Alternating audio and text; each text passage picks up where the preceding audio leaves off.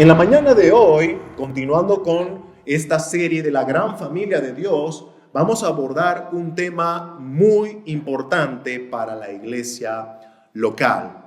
El pastor estadounidense Daniel E. Ray dijo lo siguiente una vez: la iglesia no puede estar de pie ante sus enemigos mientras ignora el pecado en sus propias filas. Lo voy a repetir otra vez. La iglesia no puede estar de pie ante sus enemigos mientras ignora el pecado en sus propias filas. Hermanos, nosotros como parte de esta sociedad somos conscientes que vivimos en una época donde las ideologías liberales, las ideologías anticristianas se van propagando por todo el mundo como una plaga, ¿verdad? Y bueno, ante aquellas aberraciones que podemos verlas y escucharlas claramente, ya sea por las calles cuando hay manifestaciones de esos grupos, o por la televisión, por la radio, incluso por las múltiples plataformas de las redes sociales en internet. Bueno, la iglesia, cuando ve esas aberraciones expresarse en la sociedad, alza su voz. Y vemos a la iglesia levantando su voz ante esta generación sodomita. Y la iglesia grita, no al aborto, ¿verdad? Y la iglesia grita, no al feminismo, no al machismo. Y la iglesia grita, no a esa agenda satánica llamada LGBTIQ. La iglesia levanta su voz, levanta sus carteles ante aquella expresión de este mundo en tinieblas. Y hermanos, no me malentiendan. No estoy diciendo que la iglesia no deba hacer eso. Está bien que la iglesia se pronuncie en contra del pecado, que se pronuncie en contra de las tinieblas en este mundo. Pero, ¿cómo pretendemos con limpia conciencia ser luz en medio de las tinieblas si ignoramos y socavamos el pecado aquí adentro, en nuestras propias filas? ¿Cómo queremos impactar a un mundo que está abiertamente inclinado al pecado si nosotros mismos aquí adentro socavamos el pecado? ¿Se dan cuenta? Tristemente, la iglesia contemporánea se caracteriza por un mayoritario desprecio a esta santa herramienta que Cristo ha dado a la iglesia para su santificación, porque recuerden que la iglesia está en un proceso de santificación hasta que Cristo venga, como también para su edificación, para su crecimiento, para su desarrollo. Y esta santa herramienta que Cristo ha ordenado que la iglesia debe cumplir, debe ejercer en sus iglesias locales, es llamada la disciplina eclesial, que es el tema que vamos a abordar en esta mañana, la disciplina eclesial. Vamos a estar desglosando este tema en 3 puntos, 3 encabezados en esta mañana. Número 1, los abusos con la disciplina eclesial. Número 2, la disciplina viene de Dios. Y por último, número 3, áreas disciplinables en la iglesia. Así que entramos de lleno a nuestro primer encabezado, los abusos con la disciplina eclesial. La iglesia posapostólica, hermanos, y cuando uso ese término posapostólico, me estoy refiriendo a aquella iglesia que vino después de los apóstoles, por lo menos vamos a abordar hasta el siglo XVII, ¿verdad? Desde el siglo I hasta el siglo XVII de la iglesia. Bueno, esa iglesia ha tomado la disciplina como una expresión clara de una iglesia genuina. Toda iglesia considerada una iglesia verdadera disciplinaba, ejercía disciplina. Por ejemplo, en la época de los puritanos, siglo XVII, se disciplinaba incluso a aquellos padres de familia que se llamaban cristianos, pero que no ejercían su rol como pastores líderes de su hogar, sino que siendo cristianos eran negligentes en la instrucción bíblica para con su esposa y para con sus hijos. Tal vez ahora nos puede sonar un poco extremo decir, ¿cómo que disciplinaban a los papás que no podían o que no cumplían su rol de líder en el hogar? Hermanos, ¿se dan cuenta hasta dónde llegaba el concepto de disciplina entre los puritanos? Por eso le llamaban los puritanos, ¿no? Ellos buscaban la pureza de la vida cristiana. Y ellos consideraban que la negligencia en la paternidad de uno que decía ser cristiano era un pecado disciplinable. Pero, más allá del debate si la negligencia en la paternidad es un pecado disciplinable o no, hay que llegar a la conclusión de que en nuestros tiempos ya no hay ese debate de este pecado es disciplinable y este pecado no. No, en nuestros tiempos más bien se ha llegado a un total rechazo de la disciplina en general. A un total rechazo. Vivimos en una sociedad relativista, que quiere decir que cada uno cree que tiene su propia verdad, cada uno cree que tiene su propia percepción de las cosas, su propia cosmovisión de la realidad, su propia forma de ver la realidad. De manera que algunos dicen, bueno, lo que para ti es pecado, para mí no lo es.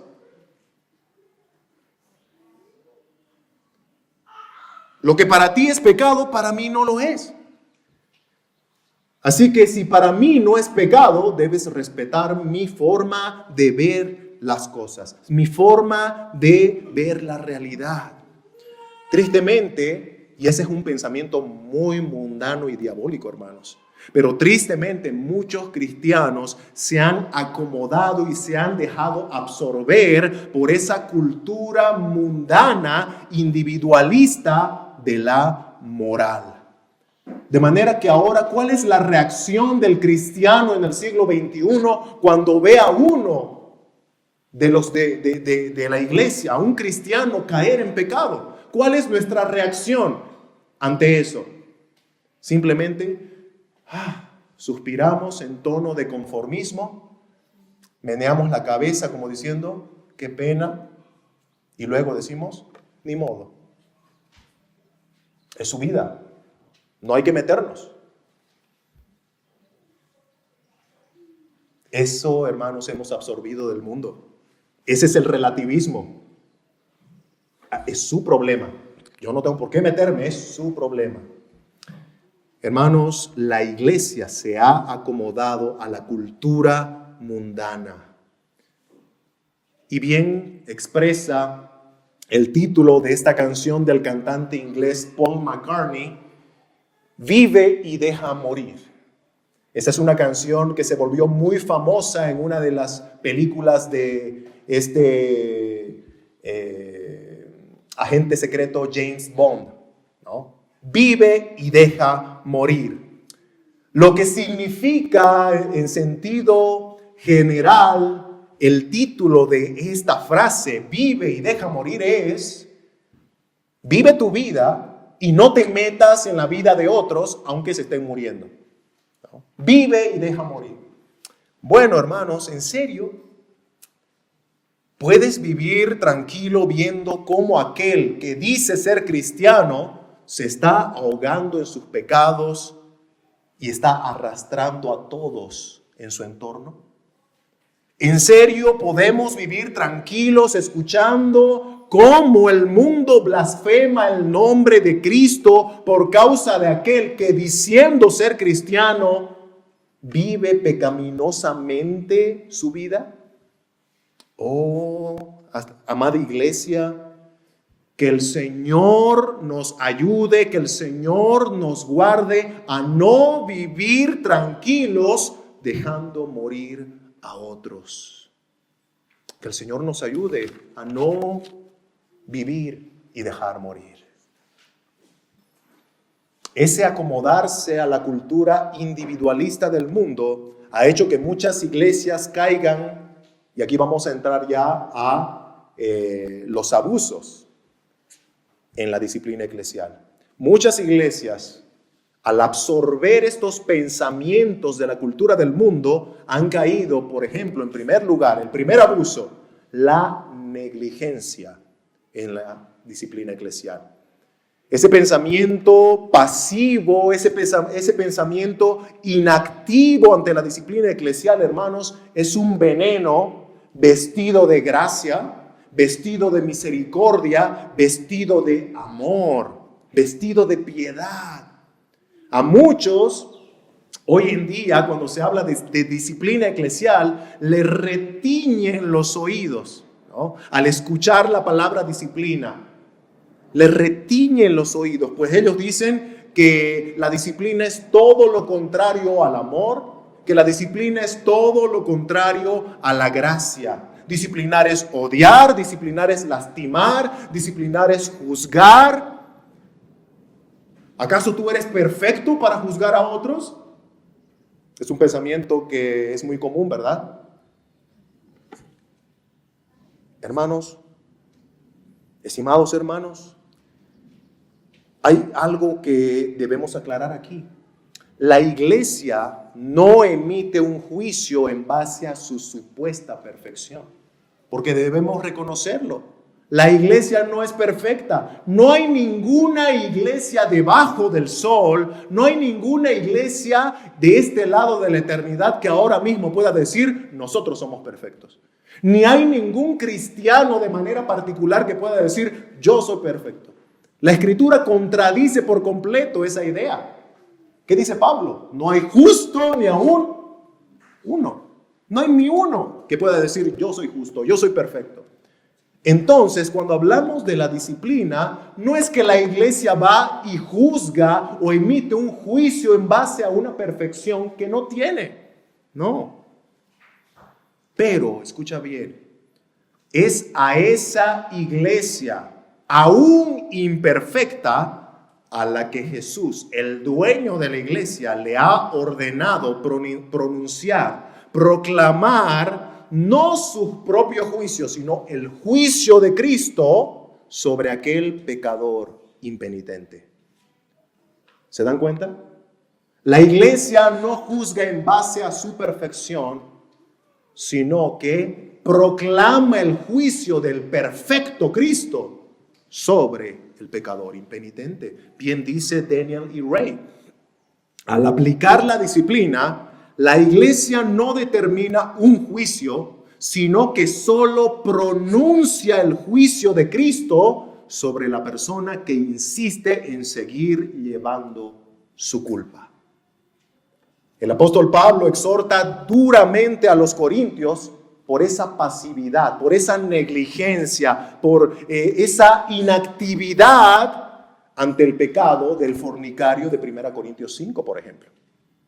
Cuando tú lees 1 Corintios 5, no ves a Pablo diciendo, hermanos corintios, los aplaudo, bravo, ¿saben qué? Ustedes están mostrando amor, ustedes están haciéndolo excelente, están mostrando gracia ante aquella persona, están manejando este caso formidablemente. Pablo no lo vemos a Pablo aplaudiendo a los corintios. Más bien Pablo dice, estáis envanecidos.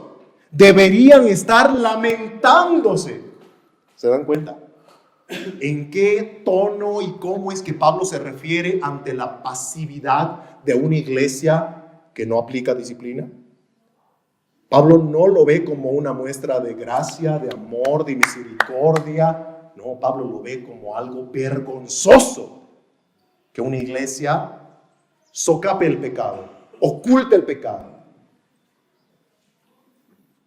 1 Corintios 5, versículos 4 y 5, Pablo dice, en el nombre de nuestro Señor Jesucristo, reunidos vosotros y mi espíritu, con el poder de nuestro Señor Jesucristo. ¿Se dan cuenta que Pablo no se está atribuyendo a sí mismo el poder o la justicia o la perfección para emitir el juicio, sino dice con el poder de nuestro Señor Jesucristo, el tal, es decir, el pecador impenitente, el tal sea entregado a Satanás. La iglesia, y en este caso hablando de los corintios, siendo una iglesia no perfecta, tiene el mandato de Cristo de pronunciar juicio sobre el pecador no arrepentido. Así que la imperfección, estimados hermanos, la imperfección de la iglesia no es una excusa para no disciplinar. Así que cuando tú escuches o cuando tú mismo empieces a pensar, ¿acaso eres tú perfecto para juzgar a otros? Acuérdate de esto. No es tu perfección, no es la perfección de la iglesia, es el juicio de Cristo. Es la perfección de Cristo la que cae sobre el que está siendo disciplinado.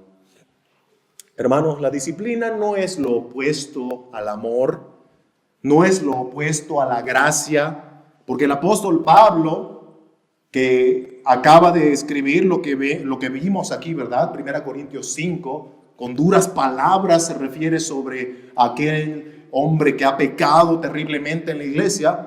Es el mismo Pablo que en la misma carta escribe 1 Corintios 13, que es conocida como la oda al amor, el poema al amor, ¿verdad? 1 Corintios 13, el amor es sufrido, el amor es benigno, el amor nunca deja de ser. ¡Wow! Pablo, qué hermosas palabras sobre el amor. Bueno, Pablo en 1 Corintios 5, en la misma carta, dice, quitad pues a ese perverso de entre vosotros. Pablo, te estás contradiciendo. Primero, dices en 1 Corintios 13 que hay que amar con ese amor entrañable de Cristo, pero luego dices que quitemos a ese perverso de entre vosotros.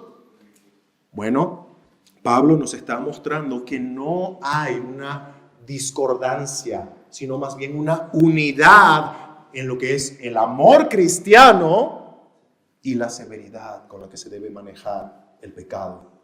El amor cristiano no está separado de la santidad con la que la iglesia debe actuar ante el pecado. La disciplina no es lo opuesto al amor y la gracia, por tanto, no hay excusa para que la iglesia caiga en este abuso de la negligencia. Pero aparte de la negligencia, hay otro abuso. Hay otro abuso. Y es aquel abuso en donde se usa la disciplina eclesial como una herramienta de venganza. Una herramienta de venganza. Se escucha mucho en muchos contextos de iglesias que líderes de esas iglesias disciplinan personas sin argumentos, sin fundamentos, ¿no? Sin ninguna razón legítima, sin pruebas. Simplemente de la noche a la mañana ya aparecen los líderes diciéndole a tales personas, ustedes están en disciplina. Punto. No hay una investigación, no hay un porqué, simplemente ya está emitido, ¿no?, el juicio. Bueno, eso, hermanos, está terrible, ¿no? Terrible. ¿Por qué? Porque hay personas que disciplinan o ponen en disciplina a personas, obviamente, a las cuales consideran que son un peligro a sus intereses personales y por eso deciden borrarlas del mapa. Esas personas están utilizando la disciplina como una herramienta de venganza, como una herramienta de revanchismo. Y eso es pecado. Eso es pecado. Otros también disciplinan a personas que bien han pecado, sí, pero estos la disciplinan como para que esta persona, así de miserable que ya está después de haber caído, sea más miserable, ¿no? Como para que le duela más.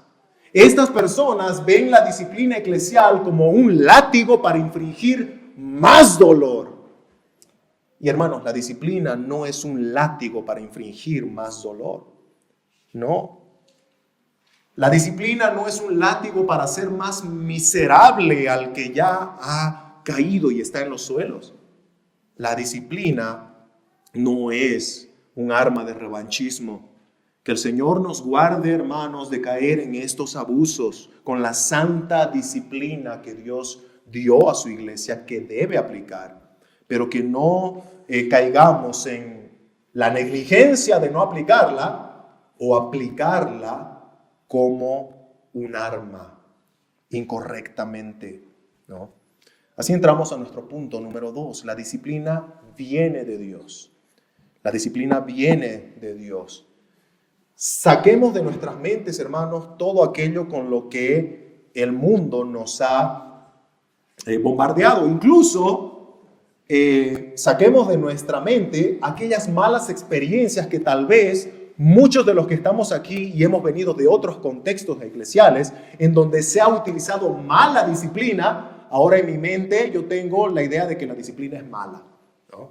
Porque tal vez muchos hemos venido de realidades como estas de las que hemos hablado hace un momento. Iglesias en donde se ha abusado de la disciplina incorrectamente. Tenemos que tener en cuenta que la disciplina viene de Dios. Viene de Dios. Cuando hablamos de disciplina, tenemos que tener en cuenta que la disciplina tiene dos propósitos. Número uno, la disciplina instruye, ¿no? Enseña.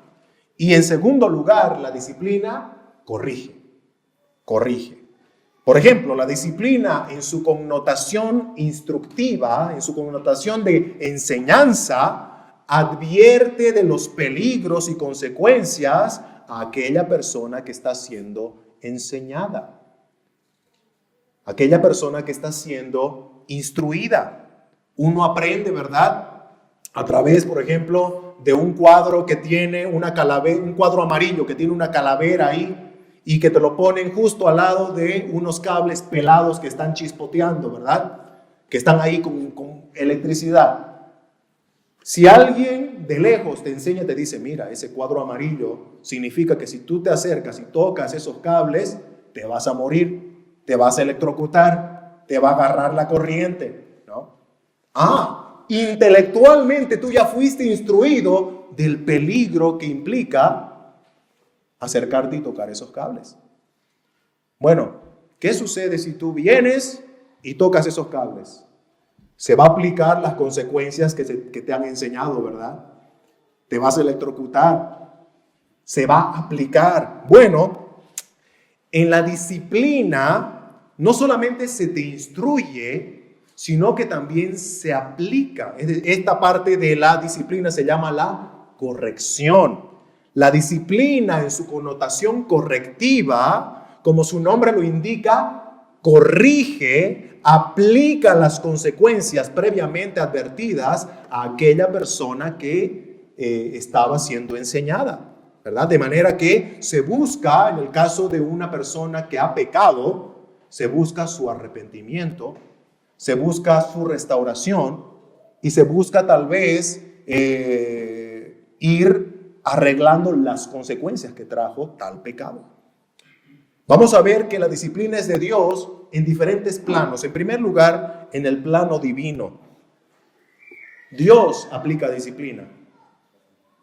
Dios aplica disciplina. Dios se presenta en la Biblia como un padre que disciplina a sus hijos. Hebreos capítulo 12, versículos 5 al 6 dice, Hijo mío, no menospreciéis la disciplina del Señor, ni desmayes cuando eres reprendido por Él, porque el Señor, y escuche bien estas palabras, porque el Señor al que ama disciplina y azota a todo el que recibe por hijo.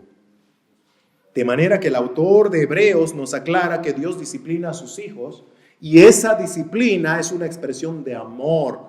No es una expresión de odio, no es una expresión de para que sufras. Es una expresión de amor, dice el autor a los Hebreos, al que ama disciplina. Por tanto, vemos que la disciplina viene de Dios porque Él mismo la aplica y nos muestra también que es una expresión de amor. En segundo lugar, la otra área o el otro plano en donde vemos la disciplina que Dios la ha dado es en la paternidad terrenal. Dios le ha otorgado a los padres una autoridad sobre los hijos. Y dice, por ejemplo, Proverbios 22:15, la necedad está ligada en el corazón del muchacho, mas la vara de la corrección, hay otras traducciones que esa palabra corrección la traducen como disciplina, mas la vara de la disciplina la alejará de él, es decir, del muchacho. Proverbios 19:18 dice, castiga a tu hijo en tanto que hay esperanza, mas no se apresure tu alma para destruirlo. Estimados hermanos, estos dos textos de Proverbios que acabo de leer nos muestran que los padres tenemos la responsabilidad de disciplinar a nuestros hijos, pero debemos mostrar la clara diferencia que hay entre la disciplina bíblica y el abuso. La disciplina bíblica es diferente al maltrato, ¿verdad?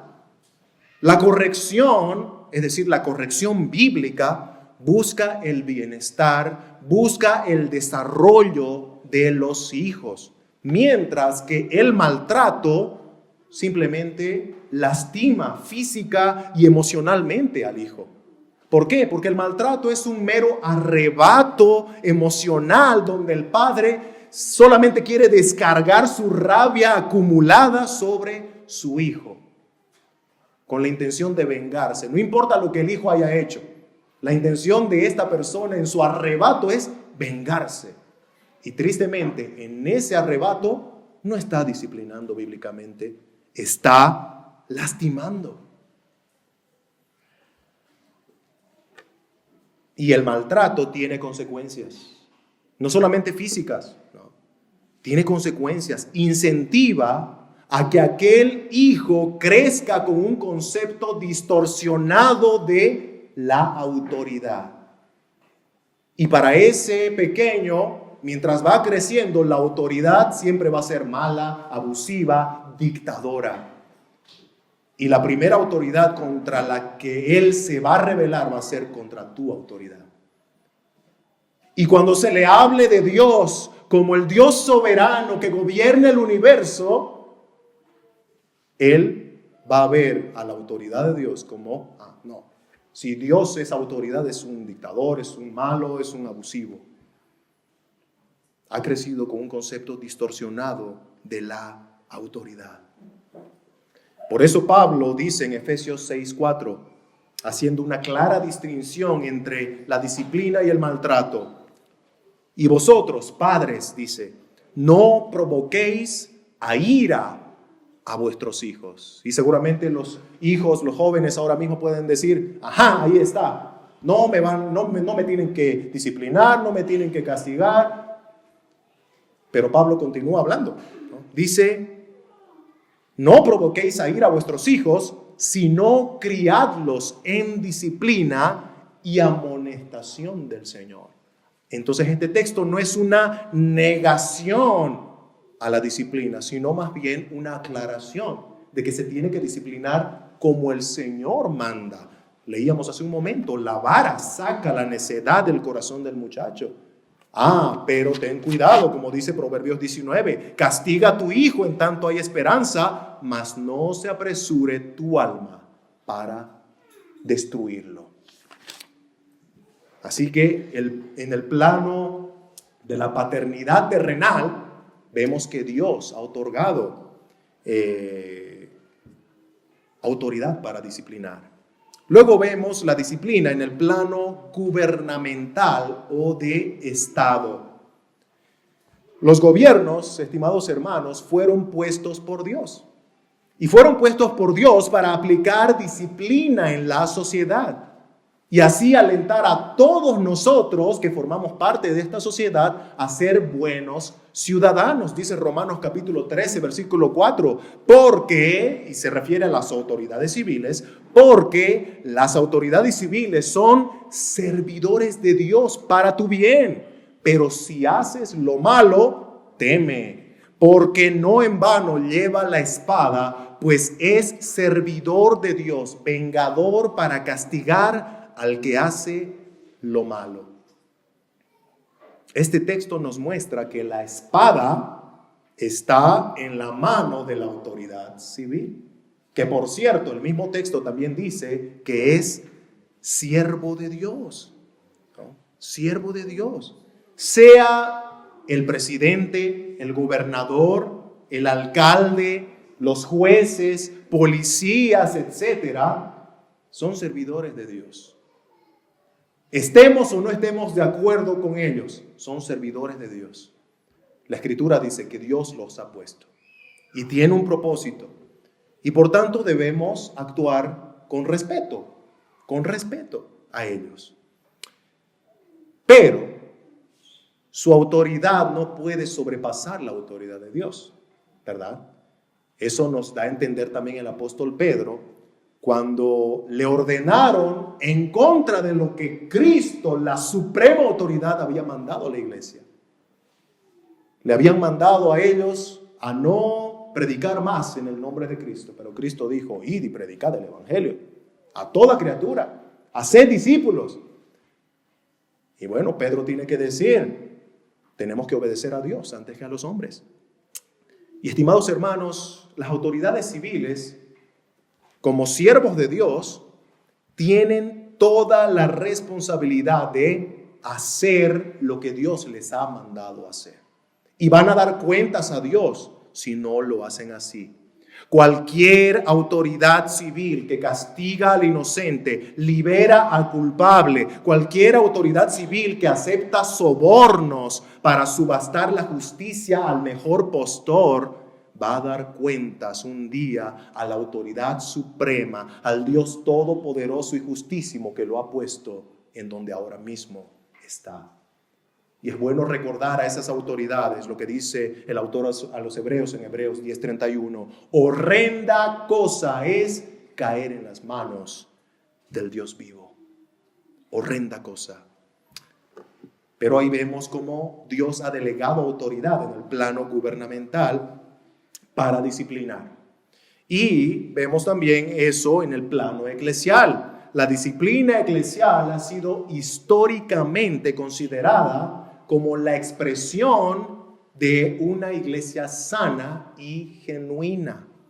Como decíamos al principio de este sermón, los puritanos consideraban que una iglesia que no disciplinaba muy difícilmente era una iglesia verdadera, porque la disciplina era algo fundamental. El historiador, por ejemplo, Gregory Wills, dice, para los bautistas anteriores a la guerra civil estadounidense, y estamos hablando aquí desde más o menos los años 1861 al 1865, una iglesia cristiana en esa época sin disciplina difícilmente era considerada como una verdadera iglesia. Una iglesia bíblica sabe que la disciplina es ordenada por Jesucristo, el dueño de la iglesia, y por tanto debe aplicarla en obediencia a su amo y Señor Jesucristo. Hace un momento estábamos leyendo lo que dice Mateo capítulo 18, versículos 15 al 17, en donde hemos visto ese orden que Cristo ha dado para la disciplina, ¿verdad? En donde podemos ver tres, incluso, ¿no?, considerando la excomunión, 4 pasos en donde la iglesia busca el arrepentimiento y la restauración de ese pecador. Entonces no podemos ver a la disciplina como falta de amor, falta de misericordia, falta de paciencia para con aquella persona. Hermanos, son 4 pasos en donde la iglesia una y otra vez está buscando el arrepentimiento de este hermano. Y en ningún momento Jesús muestra que estos pasos pretenden arrastrar por los suelos a aquella persona que ya está tendida en los suelos. Por eso hemos leído el contexto completo del pasaje, que empieza con la parábola de la oveja perdida. Y cómo Jesucristo, quien es el buen pastor, va a buscar amorosamente a esa oveja perdida. Hermanos, nosotros debemos actuar de esa misma manera, con esa misma compasión con aquel que ha caído y buscar su arrepentimiento, pero en ningún momento caer o en la negligencia de socapar el pecado o en el abuso de usar la disciplina como un arma de venganza. Aquella persona que es excomulgada, aquella persona que es declarada por la iglesia como gentil y publicano, que son las palabras que Jesús usa en Mateo 18, se refiere a que esa persona es considerada como alguien que ya no es parte del pueblo. Una persona que necesita nuevamente escuchar el evangelio de salvación porque por sus frutos muestra que tal vez no es salvo. Y el propósito de apartar a esta persona de la comunión de la iglesia es proteger la pureza de la iglesia que está en un proceso de santificación. 1 Corintios 5, 6, el contexto ya lo sabemos, el apóstol Pablo escribiéndole a los corintios por causa de un fornicario en la iglesia de los corintios, dice: no es buena vuestra jactancia, ¿no sabéis que un poco de levadura leuda toda la masa? Por eso Pablo dice: apartad a ese perverso de entre vosotros, porque un poco de pecado va a afectar, va a manchar al resto de la congregación. La disciplina viene de Dios, como hemos visto en cada uno de estos planos, y debemos aplicarla en las iglesias como una expresión de amor, como una expresión de santidad que busca también la restauración, no solamente de la persona que ha caído, sino también busca la pureza de la iglesia en general. Y por último, en nuestro sermón de hoy vamos a ver como punto número 3, las áreas disciplinables. Áreas disciplinables. Hay 3 áreas generales que nos ayudan a saber cuándo debemos aplicar el proceso disciplinario, ¿no? Es bueno aquí aclarar que no estoy hablando de 3 pecados disciplinables, ¿no? No estoy hablando de 3 pecados específicos disciplinables, sino 3 áreas que pueden involucrar muchos pecados, y ahorita se van a dar cuenta a qué me estoy refiriendo. Inciso A, la primera área disciplinable es la apostasía doctrinal. La palabra apostasía significa abandonar, significa alejarse de algo, en este caso, alejarse de la doctrina ortodoxa cristiana. En este aspecto, consideramos aquellas doctrinas conocidas como doctrinas de primer grado, que nos diferencian a los que somos cristianos, ¿verdad?, de los que son herejes, o de aquellas congregaciones que no son verdaderas iglesias. Por ejemplo, cuando nosotros vemos en la doctrina la teología propia, el estudio de Dios, se enseña de manera ortodoxa a lo largo de la historia de la iglesia cristiana la doctrina de la Trinidad, ¿verdad? La doctrina de la Trinidad. Padre, Hijo y Espíritu Santo, 3 personas distintas, un solo Dios. Cualquiera que se llama cristiano y congrega en una iglesia cristiana, pero atenta contra esta doctrina de primer grado, debe ser disciplinado bajo los términos de apostasía doctrinal. Y debemos buscar su restauración, su arrepentimiento y también su instrucción en esta área doctrinal. Lo mismo puede suceder cuando hablamos, por ejemplo, de la persona de nuestro Señor Jesucristo, ¿verdad?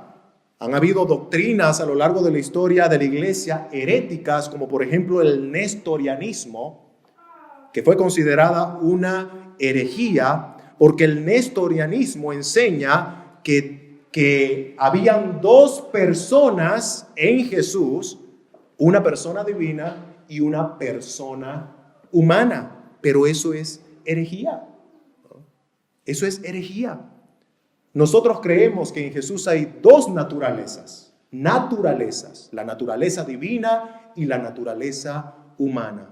Pero hay una sola persona, el Hijo eterno de Dios, el Verbo encarnado. No hay dos personas, solo una persona, Cristo Jesús. Entonces, nosotros podemos ver cómo estas doctrinas afectan directamente a la divinidad. Si nosotros nos salimos de esto, estamos adorando a un Dios no conocido, estamos adorando a un ídolo hecho con nuestra mente, no al Dios bíblico. Así que quien empieza en la iglesia a salirse de la doctrina ortodoxa, en este caso de la teología propia, tiene que entrar a un proceso disciplinario por apostasía doctrinal. Lo mismo con el evangelio, ¿verdad? Cualquiera que cambie el evangelio, el único evangelio, está cayendo en una terrible apostasía doctrinal. El apóstol Pablo le escribe a los Gálatas diciendo que si él mismo o un ángel del cielo viniera y predicase otro evangelio distinto al que les ha predicado, sea anatema, la maldición de Dios esté sobre ellos. Entonces aquel que predica que la salvación es por obras, por méritos humanos, es un apóstata doctrinal. Está predicando un falso evangelio.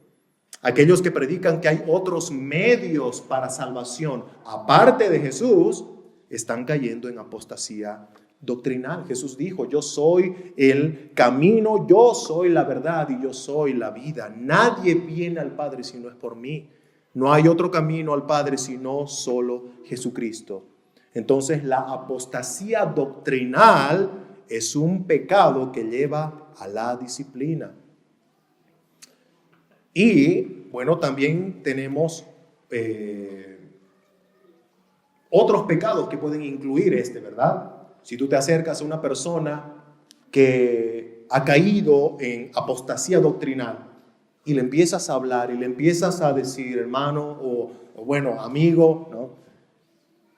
Esto está mal, y él se cierra por completo y más bien empieza aquí y allá a espaldas de los pastores a enseñar esas doctrinas falsas, no solamente ya ves orgullo, ¿no? Ves rebelión contra el liderazgo, que ya son otros pecados, ¿no? Está atentando a la unidad de la iglesia, que ese es otro pecado. Como vemos, entonces, estas áreas disciplinables pueden incluir muchos otros pecados. Que por cierto, esta área, la que vamos a ver ahora, es el tema de aquellos que atentan contra la unidad fraternal de la iglesia. La Escritura está llena de advertencias en contra de los que causan divisiones en la iglesia. Una de esas advertencias las dice Pablo a Tito, quien era obrero en las iglesias de Creta, y le dice en Tito 3, versículos 10 y 11, el hombre que cause divisiones después de una y otra amonestación, deséchalo, sabiendo que el tal se ha pervertido y peca y está condenado por su propio juicio. ¿Se dan cuenta, hermanos? Las divisiones pueden gestarse en la iglesia. Es un pecado disciplinable. Pablo le dice a Tito que hay que ir y amonestar una y otra vez. De alguna manera está haciendo alusión a lo que Cristo muestra en Mateo 18, ¿verdad? Ir y amonestar y buscar su arrepentimiento y buscar su restauración. Pero estas divisiones pueden causarse por diversas razones, ¿no? Hace un momento dábamos una. Si es que alguien empieza a enseñar una falsa doctrina, pero puede darse por pecados que incluso son aparentemente inofensivos. Y aquí es bueno aclarar que no hay pecado inofensivo.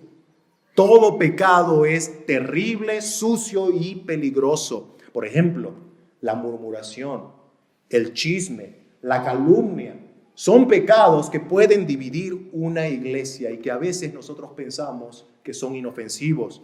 Estos pecados tienen el potencial para dividir una iglesia. La murmuración contra un hermano, la calumnia contra el liderazgo, el chisme en contra de una familia de la iglesia, tiene el potencial diabólico de dividir la iglesia. Cualquiera que se llama cristiano y está envuelto en estos pecados, ya sea la murmuración, chisme, calumnia, está atentando contra la unidad de la iglesia y debe ser puesto en disciplina. Y debemos buscar su arrepentimiento y restauración. Y esta parte también es bueno, ¿no? Ver también, hermanos. Algo que puede causar división en una iglesia es la falta de ética doctrinal. Y aquí ya no estamos hablando de herejías necesariamente, como era el caso de nuestro primer inciso, ¿verdad? En donde venga alguien a hablar en contra de la Trinidad o alguien venga a hablar en contra de la divinidad de Cristo. Aquí estamos hablando de doctrinas de segundo y tercer grado, que no son consideradas por la iglesia como herejías, pero incluso pueden, si es que no hay una ética doctrinal, dividir la iglesia. Aquí pueden entrar doctrinas como la escatología, por ejemplo. Como la escatología. Hay diferentes posturas escatológicas, ¿verdad? Y bueno, si en una iglesia, y en este caso, por ejemplo, nosotros como Iglesia Bautista Reformada Sola Gracia, manejamos una postura escatológica y tenemos una confesión de fe, entonces, hermanos, es bueno que debemos respetar la doctrina que se enseña en la iglesia, ¿verdad? Puede ser lo mismo con cualquier otra doctrina de segundo o tercer grado. Por ejemplo, el tema que muchas iglesias de carácter carismático enseñan, la pérdida de la salvación. ¿No? Nosotros no creemos en la pérdida de la salvación, creemos en la seguridad de la salvación. Y si hay aquí algún hermano que cree en la pérdida de la salvación y quiere congregar con nosotros y quiere estar entre nosotros, debe respetar que aquí enseñamos que la salvación no se pierde. Porque si aquella persona empieza a cuchichear de aquí para allá a espalda de los pastores, ¿sabes qué, hermano? Lo que el pastor está enseñando está mal. La salvación se pierde. No, la salvación se pierde. Y empieza, hermanos, eso es falta de ética doctrinal. Falta de ética doctrinal. Y aunque son doctrinas de segundo y tercer grado, que no son consideradas herejías, la actitud ya es un pecado que lleva a la división, puede llegar a la división de una iglesia y por tanto es disciplinable. Disciplinable.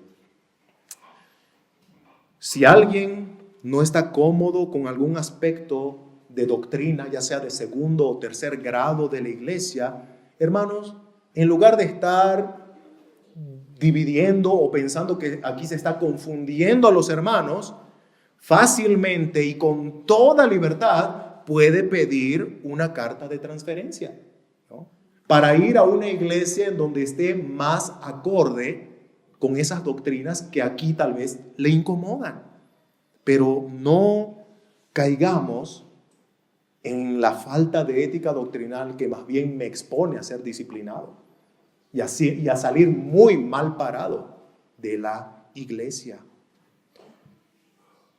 Y por último, tenemos la área de la impureza de vida. La impureza de vida. En el pacto de la membresía de nuestra iglesia, de Iglesia Sola Gracia, hay una sección que dice lo siguiente: nos comprometemos a honrar la santidad del matrimonio según el diseño original de Dios. El matrimonio entre un hombre y una mujer y las relaciones sexuales dentro del margen matrimonial. Hasta aquí hemos reconocido como miembros que nosotros no avalamos el concubinato, convivir sin casarse o las relaciones sentimentales de carácter homosexual o lésbico o la poligamia, ¿verdad? Y continúa nuestro pacto de membresía diciendo: nos comprometemos a despojarnos del viejo hombre, absteniéndonos del uso de drogas, borracheras, idolatrías, abuso físico o verbal contra nuestro prójimo, vistiéndonos del nuevo hombre creado según Dios en justicia y santidad. Hermanos, el pacto de membresía de esta iglesia exige a sus miembros que vivan moralmente como un cristiano verdadero. La iglesia no está buscando personas perfectas. Como dijimos hace un momento, no hay nadie perfecto, no hay justo ni aun uno. La iglesia no está exigiendo que una persona viva en perfección, sea inmaculado, porque eso no puede ser de este lado de la eternidad. Pero escucha, la Biblia manda que el cristiano se maneje en pureza de vida, es decir, luche con el pecado. Huye de las pasiones juveniles, le dijo Pablo a Timoteo en 2 Timoteo 2:22. Huye de la fornicación, dijo Pablo a los Corintios en 1 Corintios 6:18. No cometerás adulterio, Éxodo 20:14 y Mateo 5:27. Y escucha este texto de Hebreos 13:4. Honroso sea en todos el matrimonio y el lecho, es decir, la cama matrimonial sin mancha, sin mancilla. Pero a los fornicarios y a los adúlteros los juzgará Dios. El Señor no está buscando perfección de sus ovejas, pero está buscando personas que luchen con el pecado, que huyan del pecado. La Biblia exige pureza de vida a los cristianos, y cualquier liderazgo pastoral o cualquier iglesia que socapa al miembro adúltero impenitente, fornicario impenitente, al miembro que es borracho y abusador de su familia, tristemente ese liderazgo o esa iglesia están en un terrible pecado de complicidad como en el que habían caído los corintios con el fornicario de 1 Corintios 5. La inmoralidad sexual, el comportamiento indecoroso o inadecuado por causa de cualquier cosa, ¿verdad? Drogas o embriaguez, son pecados disciplinables. Y no importa si es el hijo del pastor, el hijo del diácono, no importa si es una hermana muy querida por la iglesia o incluso si son los mismos pastores, debe aplicarse disciplina, dice la Escritura. Debe aplicarse disciplina. Conclusión, hermanos. El cristiano no debe acomodarse a la cultura moral de este mundo. Si allá afuera están de mal en peor, como lo hemos estado viendo en estos últimos días, y llaman bueno a lo malo y malo a lo bueno, para el cristiano es Dios en su palabra quien determina qué es bueno y qué es malo, no el mundo. Y si en la iglesia hay pecado, Dios nos enseña a llamarlo por su nombre y a cortarlo de raíz. La disciplina es un acto de amor, recuerda eso, mi hermano. No es un acto de odio, es un acto de amor, porque Dios como Padre disciplina. ¿Y sabes qué dice la Biblia de Dios en la primera carta de Juan? Dios es amor. Y ese Dios que es amor disciplina a sus hijos. Disciplina a sus hijos. Así que no te tragues el discurso diabólico de que la disciplina es falta de amor, falta de gracia, falta de misericordia.